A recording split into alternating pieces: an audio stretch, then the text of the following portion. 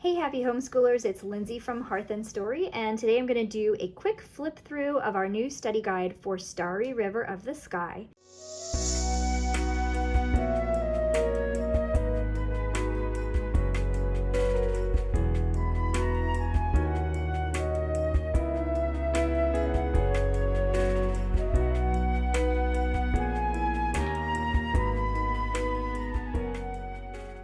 The theme for this one is called Better Together. The first book of the year is Double Dutch by Sharon Draper. Then we have Starry River of the Sky by Grace Lynn. And then finally Watership Down by Richard Adams.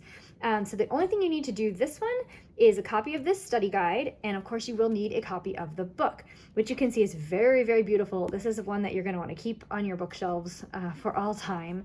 But you do need to grab a copy of that somewhere. At the beginning here, we do have a list of materials. There is a recipe in this one, so I do have the list of ingredients if you want to make that. And then there is actually a hands-on activity as well. So we do have a couple things additional in this one that you might need. Down the side, as always, we have our Common Core standards that are met by this novel study guide for the year, in case you are someone who uses those. And then we get right into it. Each chapter it appears on one page, or sometimes we'll have two chapters per page here, and a big focus of this study guide is going to be figurative language, especially similes, because Grace Lynn is an author who uses a ton of similes, and they are so brilliant, each one of them. So we did make kind of a chart to fill in. This is supposed to be sort of visually appealing, hopefully, and this is an example of one. So what page did I find it on? What is the thing that I'm going to be comparing? What kind of comparison am I making, and what was it compared to? And then we talk about why. So that comes up quite a few times in this study guide. Here's another one. So sometimes we'll have part of it filled in, and then you're filling in the rest of it.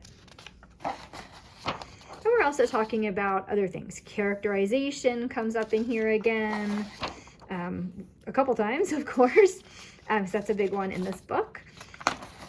We do have our tofu recipe. This is one of my favorites. I hope they like it. It doesn't stink as much as the tofu in the book. In fact, I don't think it stinks at all, but you can be the judge of that when you make it. We have this idea of hurt people, and helped people help people. That comes up hugely in this book. It's a really big deal, and that goes right in with our Better Together theme for this year. Some of these chapters are quite short, so we'll do more than one in a day. And in the back here, have a little detective activity. Okay, in the very end, let's see if I can get to it.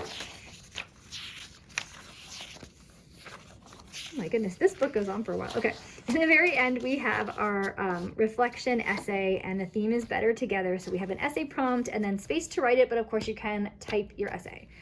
And behind that, of course, we have our answer key. That's always here. So just in case, I always recommend that parents read the book as well, so you can discuss it with your child, because it's not much fun for your child to just read a book alone and have no one to talk to about it. But just in case you're behind, or you're ahead, or you've forgotten the answer, all the answers are in here for you. And that's about it. Please drop me a comment below if you have any questions, and happy homeschooling.